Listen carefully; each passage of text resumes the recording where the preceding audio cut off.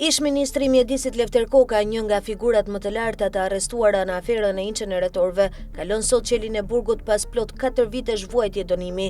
Lirimi i tij shënon një kthes të fortë në një dosje që ka dominuar debatin publik dhe politik për vite me radhë. Koka u arrestua në dhjetor 2021, i akuzuar për korrupsion, shpërdorim detyre dhe pastrim parash lidhur me kontratat e inceneratorëve të Elbasanit, Fierit dhe Tiranës, projektet më të kontestuara të dekadës së fundit. Rasti i tij u bë simboli i hetimeve ndaj korrupsionit në nivelet e larta të qeverisjes, duke ushtruar presion të madh mbi institucionet e drejtësisë dhe elitën politike. Lirimi pritet të hapë një debat të ri.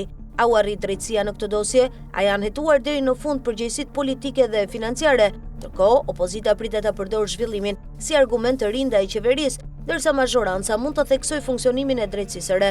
Koka pritet të dalë me një deklaratë publike, e cila mund të ndikojë fuqishëm klimën politike dhe rrjedhën e hetimeve të tjera të lidhura me inceneratorët.